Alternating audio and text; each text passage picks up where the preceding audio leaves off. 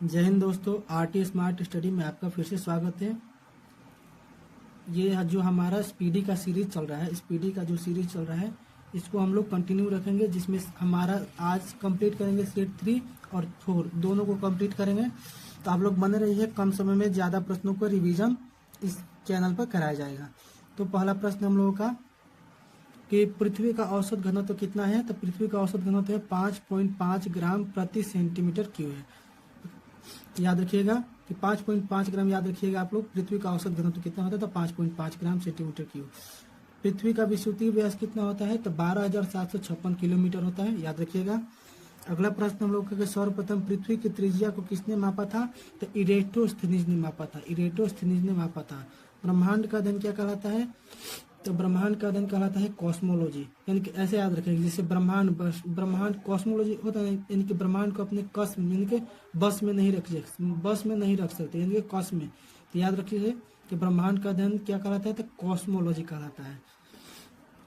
अगला प्रश्न है कि सूर्य का मुख्य संघटक क्या है तो सूर्य का मुख्य संघटक क्या है तो हाइड्रोजन और हीलियम, यानी कि सूर्य में हाइड्रोजन और हीलियम की मात्रा सर्वाधिक है। आगे है गॉड पार्टिकल कहलाता है तो हिग्स बोसान को गॉड पार्टिकल कहते हैं। बिग बैंग सिद्धांत का प्रतिपादन किसने किया था तो जॉर्ज लेमिंटर ने किया था, जॉर्ज लेमिंटर ने। अगला प्रश्न हम लोगों का तो 8 नंबर प्रश्न है कि ब्रह्मांड में विस्फोटित तारा कहलाता है तो ब्रह्मांड में विस्फोटित तारा अभिनव तारा कहलाता है, अभिनव तारा। अगला प्रश्न है कि चंद्रमा का द्रव्यमान पृथ्वी की अपेक्षा कितना होता है तो 1/81। 1/6 जो होता है उसका द्रव्यमान होता है, यानी कि द्रव्यमान घनत्व होता है। यानी कि अगर आप 6 किलो के तो वहां पर 1 किलो हो जाएंगे, लेकिन यहाँ पर चंद्रमा का द्रव्यमान पूछ रहा है। चंद्रमा का द्रव्यमान पृथ्वी की अपेक्षा, यानी कि पृथ्वी के अगर मान लीजिए कि पृथ्वी 81 kg है तो ये 1 किलो होगा, याद रखिएगा। अगला प्रश्न है 10 नंबर कि पृथ्वी के सबसे निकट स्थित ग्रह कौन सा है तो पृथ्वी के सबसे निकट स्थित ग्रह शुक्र है। अगर हम बात करें तो सबसे पहले बुध आता है तो बुध शुक्र पृथ्वी मंगल बृहस्पति आता है, बृहस्पति शनि अरुण, उसके बाद आता है वरुण। तो ये आप भी याद रखिए, सबसे बड़ा होता है तो बृहस्पति सबसे बड़ा होता है। तो आगे देखते हैं सी ऑफ ट्रंक्विलिटी कहाँ पर स्थित है तो चंद्रमा पर स्थित है। अगला प्रश्न है कि भू स्थित उपग्रहों की ऊंचाई कितनी होती है तो 36,000 किलोमीटर। ये प्रश्न एग्जाम में पूछा जाता है। आगे देखते हैं सूर्य का प्रकाश पृथ्वी तक पहुंचता है तो 8 मिनट 3 सेकंड में, कहीं 8 मिनट 20 सेकंड भी देता है, याद रखिएगा। अगला प्रश्न है कि चंद्रमा का प्रकाश पृथ्वी पर कितना समय में आता है तो 1.3 सेकंड में, 1.3 सेकंड में। ब्रह्मांड की आयु लगभग कितनी है तो 13.7 बिलियन वर्ष, यानी कि 13.7 बिलियन वर्ष पहले ही ब्रह्मांड का जन्म हो चुका था। तो 13.7 बिलियन वर्ष ब्रह्मांड की आयु है। अगला प्रश्न है हम लोग का 16 नंबर, देख लेते हैं। तो हम लोग का 16 नंबर प्रश्न है कि ब्रह्मांड का व्यास कितना है तो 10 के पावर 8 प्रकाश वर्ष होता है। अगला प्रश्न है प्रकाश वर्ष किसका मात्रक है तो प्रकाश वर्ष दूरी का मात्रक है। अगला प्रश्न है दूरी मापने की सबसे बड़ा मात्रक क्या है तो दूरी मापने की सबसे बड़ा मात्रक है पारसेक। और प्रकाश वर्ष किसका मात्रक है दूरी का है। मीटर यानी कि लंबाई को मीटर मापा जाता है और किलोग्राम द्रव्यमान को किलोग्राम मापा जाता है। एक पारसेक बराबर होता है 3.26 प्रकाश वर्ष, याद रखिएगा। किसने कहा सूर्य सौर मंडल का केंद्र है, किसने कहा सूर्य सौर मंडल का केंद्र है तो कॉपरनिकस ने कहा था। आर्यभट्ट ने शून्य की खोज की थी। कैप्लर ने ग्रहों की गति के नियम के बारे में बताया था। अगला प्रश्न है पृथ्वी पर ऋतु परिवर्तन किसके कारण होता है तो परिभ्रमण गति के कारण होता है। और दिन रात घूर्णन गति के कारण, याद रखिएगा। पृथ्वी का सुरक्षा बल्ब किसे कहा जाता है तो ज्वालामुखी को कहा जाता है। सबसे गर्म एवं चमकीला ग्रह कौन सा है तो शुक्र है। शुक्र को सांझ का तारा, बोर का तारा, पृथ्वी की बहन या भगिनी ये सब कहा जाता है। सबसे चमकीला तारा भी शुक्र ही होता है। पृथ्वी के सबसे निकट शुक्र ही होता है, याद रखिएगा।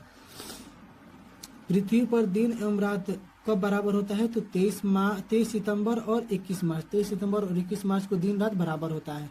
आगे देखते हैं क्षुद्र ग्रह किन ग्रहों के बीच होते हैं तो बताइए क्षुद्र ग्रह किन ग्रहों के बीच होते हैं तो होते हैं मंगल और बृहस्पति के बीच होते हैं, याद रखिएगा। तारे का रंग किसका सूचक है तो उसके ताप का। अगला प्रश्न हम लोग का कि तारामंडल की कुल संख्या कितनी होती है तो 89 तारामंडलों की कुल संख्या है। अगला प्रश्न है कि आकाशगंगा की आकृति कैसी है तो सर्पिलाकार है। अगला प्रश्न है हम लोगों का कि पृथ्वी की आयु किससे ज्ञात की जाती है? तो यूरेनियम डेटिंग से। कार्बन डेटिंग से किसी वस्तु की मतलब कि कितने पुराना है ये भी जांच किया जाता है, और यूरेनियम डेटिंग से पृथ्वी की आयु ज्ञात की जाती है। अगला प्रश्न हम लोगों का तो 30 नंबर प्रश्न है कि बिना उपग्रहों वाला ग्रह कौन सा है? तो बुध और शुक्र। बुध और शुक्र बिना उपग्रहों वाला ग्रह है। अगला प्रश्न है हम लोगों का 31। अगला प्रश्न है चंद्रमा किस ग्रह का एकमात्र उपग्रह? तो आप सभी को पता है कि पृथ्वी का है। आगे अगला प्रश्न हम लोगों का कि पृथ्वी एवं सूर्य के बीच अधिकतम दूरी 4 जुलाई को होती है, जिसे क्या कहते हैं? तो अपसौर कहते हैं। सबसे अधिकतम दूरी को अपसौर कहते हैं और न्यूनतम दूरी को उपसौर कहते हैं, याद रखिएगा। अगला प्रश्न हम लोगों का कि पृथ्वी एवं सूर्य के मध्य न्यूनतम दूरी 3 जनवरी को होती है। तो याद रखिएगा कि अधिकतम दूरी 4 जुलाई को और न्यूनतम दूरी 3 जनवरी को, और 3 जनवरी को न्यूनतम दूरी उपसौर कहते हैं। आगे देखते हैं सबसे बड़ा क्षुद्र ग्रह कौन सा है? तो सेरेस। सबसे बड़ा क्षुद्र ग्रह सेरेस है। भोर का तारा, भोर या सांझ का तारा किसे कहा जाता है? तो शुक्र को कहा जाता है। अगला प्रश्न है कि बौना ग्रह किसे कहते हैं? तो प्लेटो, सेरेस और एरिस तीनों को कहते हैं, याद रखिएगा। सबसे चमकीला तारा कौन सा है? तो सबसे चमकीला तारा है साइरस। आगे देखते हैं अगला प्रश्न है सूर्य की ऊर्जा का मुख्य स्रोत क्या है? तो नाभिकीय संलयन। ये बहुत बार प्रश्न पूछा जाता है दोस्तों। तो सूर्य की ऊर्जा का मुख्य स्रोत है नाभिकीय संलयन। सूर्य की सतह का तापमान कितना होता है? तो 6000 डिग्री सेल्सियस। 6000 degree Celsius. सूर्य का दीप्तमान सतह क्या कहलाता है? तो प्रकाश मंडल कहलाता है। दीप्तमान सतह क्या कहलाता है? प्रकाश मंडल कहलाता है। सबसे बड़ा तारामंडल कौन सा है? तो सेंटोरस है। दो देशांतर रेखाओं के बीच की दूरी क्या कहते हैं? गौरे, याद रखिए, गौरे कहते हैं। गैनीमेड किस ग्रह का उपग्रह है? तो बृहस्पति। और याद रखिएगा कि मतलब ब्रह्मांड में सबसे, यानी कि अगर हमारे सौर मंडल की बात करें, सौर मंडल सबसे बड़ा उपग्रह है गैनीमेड, और किसका है? बृहस्पति का है। सबसे बड़ा उपग्रह गैनीमेड ही है, और किसका है? बृहस्पति का है। अगला प्रश्न है कि अंतरिक्ष यात्री को आकाश कैसा दिखाई देता है? तो काला दिखाई देता है। अंतरिक्ष यात्री को कैसा दिखाई देता है? आकाश काला दिखाई देता है। और इसी में सेट नंबर 4 को भी कंप्लीट कर लेते हैं। तो चलिए हम लोग सेट नंबर 4 को कंप्लीट करते हैं। तो हमारा सेट नंबर 4 है। तो सेट नंबर 4 का पहला प्रश्न है कि भारतीय अंतरिक्ष कार्यक्रम के जनक किसे माना जाता है? तो भारतीय अंतरिक्ष कार्यक्रम के जनक किसे माना जाता है? तो डॉक्टर विक्रम साराभाई को माना जाता है। अगला प्रश्न है कि वास्को डी गामा किस देश का निवासी था? तो पुर्तगाल का। और इसी वास्को, अगर पूछेगा प्रश्न कि वास्को डी गामा भारत कितनी बार आया था? तो 3 बार आया है, याद रखिए। कब? तो 1498 ईस्वी में, और दूसरी बार 1502 ईस्वी में, और तीसरी बार 1524 ईस्वी में, और 1524 ईस्वी में की मृत्यु हो गई थी, याद रखिएगा। गौतम बुद्ध का जन्म कहाँ हुआ था? तो 563 ईस्वी में कपिलवस्तु के लुम्बिनी में हुआ था, याद रखिएगा। भारत का प्रथम मिसाइल कौन सा है? तो भारत का प्रथम मिसाइल है पृथ्वी। आकाश मिसाइल मार करती है, यानी कि आकाश मिसाइल जो है वार करती है कहाँ से कहाँ तक? यानी कि जमीन से हवा में वार करती है, याद रखिएगा। पलासी का युद्ध कब हुआ था? तो 1757 ईस्वी में पलासी का युद्ध हुआ था। पलासी नाम का जगह, आप लोग कमेंट करिएगा कि पलासी नाम का जगह कहाँ पड़ता है। ऑप्शन देते हैं, पश्चिम बंगाल में, बिहार में, झारखंड में। ये 3 ऑप्शन है। अगर आप लोग जानते होंगे तो कमेंट बताइएगा कि पलासी नाम का जगह किस राज्य में पड़ता है। अगला प्रश्न है बक्सर का युद्ध कब हुआ था? तो 1764 ईस्वी में। और इसी बक्सर के युद्ध के बाद 1765 ईस्वी में इलाहाबाद की 2 संधियां होती हैं। अगर आप इसके बारे में संक्षेप में पढ़ेंगे तो आपको पता चल जाएगा। मुस्लिम लीग की स्थापना कब हुई थी? तो 1906 ईस्वी में हुई थी। भारतीय अंतरिक्ष अनुसंधान संगठन की इसरो की स्थापना, अगर पूछेगा इसरो की स्थापना पूछेगा तो 1969 में हुआ था, याद रखिएगा। और इसरो का मुख्यालय कहाँ है? तो बेंगलुरु में है। इंडियन स्पेस रिसर्च ऑर्गेनाइजेशन का फॉर्मूला, मतलब इसका फुल फॉर्म होता है। आगे है कौन एक टैंक रोधी मिसाइल है? कौन एक टैंक रोधी मिसाइल है? तो नाग, याद रखिएगा। प्रथम विश्व युद्ध कब से कब तक चला था? तो प्रथम विश्व युद्ध कब से कब तक चला था? तो प्रथम विश्व युद्ध 1914 से लेकर 1918 तक, और द्वितीय विश्व युद्ध कब से कब तक? तो 1939 से लेकर 45 तक, याद रखिएगा। अस्त्र मिसाइल कहाँ से कहाँ तक वार करती है? तो अस्त्र मिसाइल हवा से हवा में वार करती है। अस्त्र मिसाइल हवा से हवा में। भारतीय मिसाइल कार्यक्रम के जनक किसे माना जाता है? तो कार्यक्रम, यानी कि अगर पूछेगा मिसाइल कार्यक्रम, इसीलिए मिसाइल मैन कहा जाता है इनको, तो डॉक्टर APJ अब्दुल कलाम को। आगे देखते हैं असहयोग आंदोलन कब शुरू किया गया था? तो असहयोग आंदोलन 1920 ईस्वी में। अगर 1917 में बात करें तो 1917 में चंपारण सत्याग्रह हुआ था, और 1924 ईस्वी में बेलग्राम अधिवेशन हुआ था, जिसमें महात्मा गांधी ने पहली बार भाग लिया था और 1922 ईस्वी में हुआ था चौरी चौरा कांड, जिसके बाद इसी असहयोग आंदोलन को 1922 ईस्वी में वापस ले लिया गया था। तो आगे देखते हैं अगला प्रश्न हम लोग। तो अब हम लोग का 15 नंबर प्रश्न है कि असहयोग आंदोलन को गांधी जी ने कब वापस लिया था? तो इसी 1922 ईस्वी को। क्यों लिया था? तो चौरी चौरा कांड के कारण। चौरी चौरा कांड पूछेगा कहाँ होता है? तो गोरखपुर में होता है। ठीक, आगे देखते हैं। अंतरिक्ष में पहुंचने वाला प्रथम व्यक्ति कौन था? तो यूरी गागरिन। अंतरिक्ष में पहुंचने वाला प्रथम व्यक्ति यूरी गागरिन। और राकेश शर्मा अंतरिक्ष में जाने वाले पहले व्यक्ति थे भारत की तरफ से, याद रखिएगा। नील आर्मस्ट्रांग कौन थे? तो चंद्रमा पर उतरने वाले पहले व्यक्ति थे। अगला देखते हैं कि शक संवत कब शुरू किया गया था? तो 78 ईस्वी में। 78 ईस्वी में शुरू किया गया था। और विक्रम संवत 58 ईसा पूर्व में शुरू किया गया था, याद रखिएगा।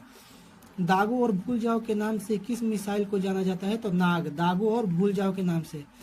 अगला देखते हैं कि चीनी क्रांति कब हुई थी? तो 1911 ईस्वी में हुई थी। और फ्रांसीसी क्रांति पूछा जाएगा तो फ्रांसीसी क्रांति कब हुई थी? तो 1789 ईस्वी को हुई थी, याद रखिएगा। पृथ्वी मिसाइल का प्रथम परीक्षण कहाँ हुआ था? तो पृथ्वी मिसाइल का प्रथम परीक्षण कब हुआ था? तो 1988 में। और 1974 में क्या हुआ था बताइएगा। अगर आप लोगों को पता होगा, हम लोगों का जब भी अगर परमाणु विस्फोट की बात करें तो हम लोग का परमाणु परीक्षण 1974 ईस्वी में ही हुआ था। 1974 ईस्वी में। और क्या हुआ था अगर आप लोग बता सकते हैं जयप्रकाश नारायण से संबंधित तो कमेंट में बताइएगा। अंतरिक्ष में जाने वाले प्रथम महिला कौन थी? तो अंतरिक्ष में जाने वाली प्रथम महिला वेलेंतिना तेरेस्कोवा थी। पानीपत का प्रथम युद्ध कब लड़ा गया था? तो 1526 में। और द्वितीय के बात करें तो 1556 में। और तृतीय के 1761 ईस्वी में, याद रखिएगा। प्रथम भारतीय उपग्रह आर्यभट्ट कब छोड़ा गया था? तो 1975 ईस्वी को। 1975 ईस्वी में। चंद्रमा पर मानव भेजने वाला प्रथम देश कौन सा था? तो यूएसए था, याद रखिएगा। फ्रांसीसी क्रांति कब हुई थी? तो 1789 ईस्वी में हुई थी। सतीश धवन अंतरिक्ष केंद्र कहाँ पर स्थित है? तो श्रीहरिकोटा में। श्रीहरिकोटा कहाँ है? आप लोग कमेंट बताइएगा। विक्रम साराभाई अंतरिक्ष केंद्र कहाँ स्थित है? तो त्रिवेंद्रम में। अगला प्रश्न हम लोग सर्वाधिक समय तक अंतरिक्ष में रहने वाले महिला कौन थी? तो क्रिस्टीना कोच। क्रिस्टीना कोच सर्वाधिक समय तक अंतरिक्ष में रहने वाली महिला थी। अगला प्रश्न हम लोगों का कि रूसी क्रांति कब हुई थी? तो रूसी क्रांति हुई थी 1917 ईस्वी को। रूसी क्रांति कब हुई थी? 1917 को। फ्रांसीसी क्रांति 1789 ईस्वी को। और चीनी क्रांति हुई थी 1911 ईस्वी को। ये तीनों क्रांति आप लोग लिख के याद कर लीजिएगा। अर्जुन क्या है? अर्जुन क्या है? तो अर्जुन एक युद्धक मिसाइल है। युद्धक। तो अर्जुन क्या है? तो अर्जुन एक युद्धक टैंक है। एक युद्धक टैंक है, मिसाइल नहीं है, टैंक है। पानीपत का तीसरा युद्ध कब हुआ था? 1761 में। दूसरा 1526 में पहला हुआ था और 1556 में दूसरा हुआ था, यानी कि पहला, दूसरा और तीसरा, याद रखिएगा। ताशकंद समझौता कब हुआ था? तो 1966 ईस्वी में ताशकंद समझौता हुआ था, याद रखिएगा। हिजरी संवत का प्रारंभ कब हुआ था? 622 ईस्वी में हुआ था। तेजस क्या है? तो तेजस एक लड़ाकू विमान है। तेजस क्या है? एक लड़ाकू विमान है। पानीपत का द्वितीय युद्ध कब लड़ा गया था? तो 1556 अकबर और हेमू के बीच में लड़ा गया था। पानीपत का तृतीय युद्ध 1761 में और प्रथम युद्ध 1556 ईस्वी में, याद रखिएगा। प्रथम अंतरिक्ष पर्यटक कौन था? तो प्रथम अंतरिक्ष पर्यटक कौन था? तो डेनिस टीटो। तो प्रथम अंतरिक्ष पर्यटक कौन था? तो डेनिस टीटो था, याद रखिएगा, डेनिस टीटो। तराइन का द्वितीय युद्ध कब होता था? 1192 ईस्वी में। और तराइन का प्रथम युद्ध 1192 ईस्वी को। चंदावर का युद्ध 1194 ईस्वी को होता है, याद रखिएगा। द्वितीय विश्व युद्ध कब से कब तक चला था? तो 1939 से 45 6 वर्षों तक चला था। अगला प्रश्न हम लोग अंतरिक्ष में जाने वाले प्रथम भारतीय कौन थे? तो राकेश शर्मा थे। अगला प्रश्न हम लोग का कि चंद्रमा पर मानव को पहुंचाने वाला प्रथम अंतरिक्ष यान कौन था? तो अपोलो 11 था। गांधी इरविन समझौता किसके गांधी और इरविन के बीच हुआ था? 1931 ईस्वी में। 1932 में क्या हुआ था? पूना पैक्ट हुआ था। 1930 में सविनय अवज्ञा आंदोलन हुआ था। और 1929 ईस्वी में लाहौर अधिवेशन हुआ था। ये सब आप लोगों को याद रख, जो भी ऑप्शन दे रहा है उस सभी ऑप्शन के बारे में आप लोगों को जानकारी होना चाहिए।